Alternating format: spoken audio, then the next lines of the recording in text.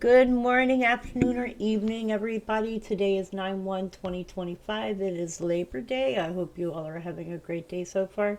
The time is 10:23 a.m. Eastern Standard Time.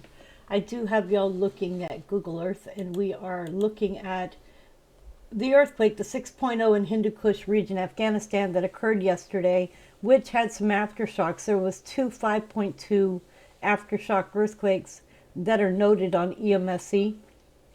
And we are looking at this area here where this earthquake occurred. So this was a 6.0, and we do have some news about this earthquake.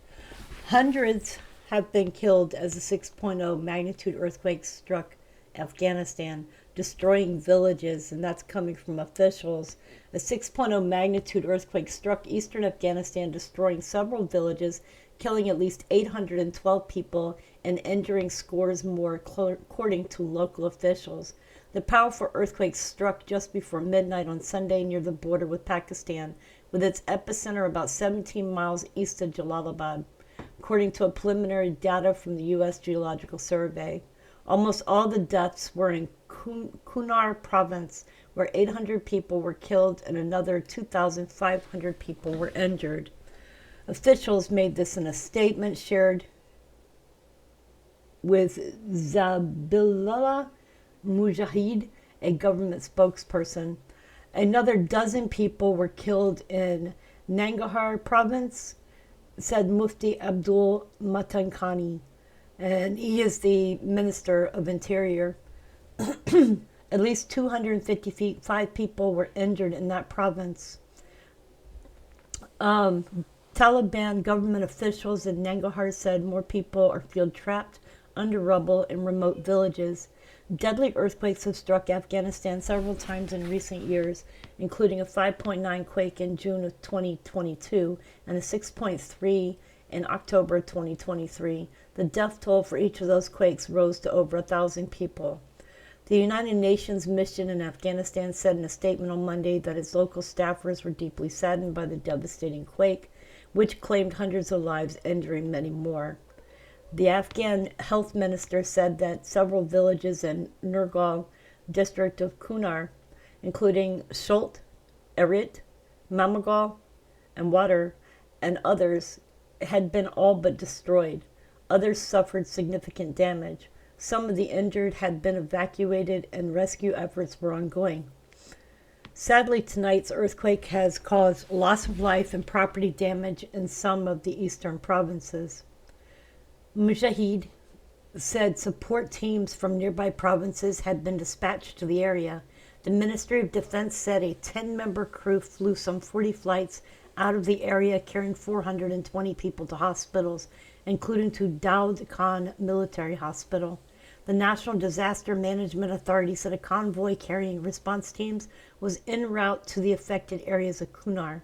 The UN Office for Coordination of Humanitarian Affairs in Afghanistan began coordinating with other international agencies after the quake, saying its partners are on the ground initiating immediate relief efforts. The UN would spare no effort to assist those in need in the affected areas, Secretary General Antonio Guterres said. I stand in full solidarity with the people of Afghanistan after the devastating earthquake that hit the country earlier today. And he stated that on social media. I extend my deepest condolences to the families of the victims and wish speedy recovery to those injured. Rescue efforts by local officials were ongoing, with 200 Taliban soldiers deployed to assist in retrieving survivors. 2 helicopters and 30 ambulances were also being used in the rescue operations. The Taliban official added that among the worst hit areas are Nurgal and Serengal in the Kunar province, as well as several villages in Shaman district, which had been completely destroyed. Der-Nur in Nangahar province have also sustained significant damage. Mahmoud noted that reaching out to some of the affected regions remains difficult due to communication blackouts and poor cell phone coverage or cell services.